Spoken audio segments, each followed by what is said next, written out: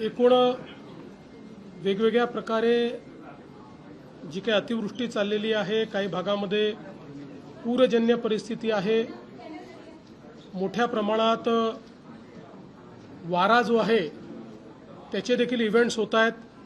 त्यामुळे दरड कोसळणं किंवा मोठ्या प्रमाणात वॉटर लॉगिंग होणं असेही अनेक प्रकार आपल्याला या ठिकाणी पाहायला मिळत आहेत। या संदर्भात आत्ताच आपला जो आपत्ती व्यवस्थापन कक्ष आहे या ठिकाणी राज्यातले सगळे प्रमुख अधिकारी आणि सर्व जिल्ह्यातले जिल्हाधिकारी, पोलीस प्रशासन, विभाग प्रशासन या सर्वांसोबत आम्ही चर्चा केलेली आहे।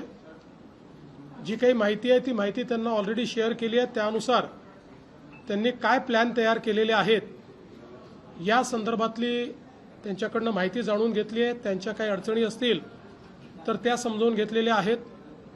विशेषतः मुंबईमध्ये आज 3 वाजतापासून हाय टाईड आहे, भरती येणार आहे आणि मोठ्या प्रमाणात या भरतीमुळे त्या कालावधीमध्ये जेव्हा पाऊस होईल त्यावेळी काही भागामध्ये वॉटर लॉगिंग होण्याची संभावना आहे।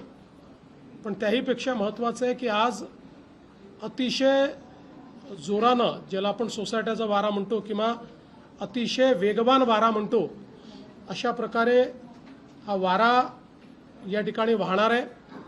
कालही दिवसभर जवळपास 40 ते 50 किलोमीटर प्रति तास अशा पद्धतीचा वारा व्हायला आणि त्यामुळे साधारणपणे 4 महिन्यात या जे काही आपल्याकडे वृक्ष पडतात त्याच्या अर्धे केवळ काल एका दिवसात 350 जवळपास वृक्ष एका दिवसात पडलेले आपल्याला पाहायला मिळाले।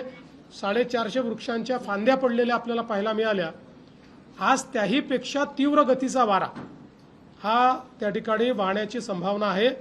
तो दुपारनंतर रात्रीपर्यंत वाहणार आहे आणि म्हणून सगळ्यांना आपण अलर्ट दिलेला आहे। विशेषतः ज्या ठिकाणी दरड कोसळू शकते असे एरियाज आपण वॅकेट केलेले आहेत। आता काल मानखुर्दची जी घटना घडली आपल्याला कल्पना आहे की ती बिल्डिंग वॅकेट केली होती, आजूबाजूच्या झोपडे वॅकेट केल्या होत्या। दुर्दैवाने जो हा दुर्दैवी ज्यांचा मृत्यू झाला त्या लोकांनी मात्र तेवढाच एक भाग असा होता की जो वॅकेट केला नव्हता आणि त्यामुळे त्याच्यावरती बिल्डिंग पडली आणि अतिशय दुर्दैवी अशा प्रकारचा मृत्यू झाला आहे।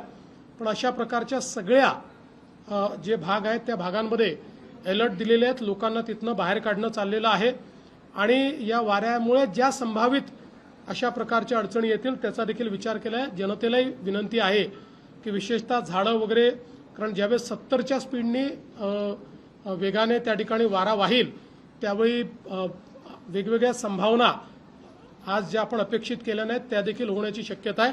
त्यामुळे त्याची काळजी घेणं हे अत्यंत महत्त्वाचं आहे।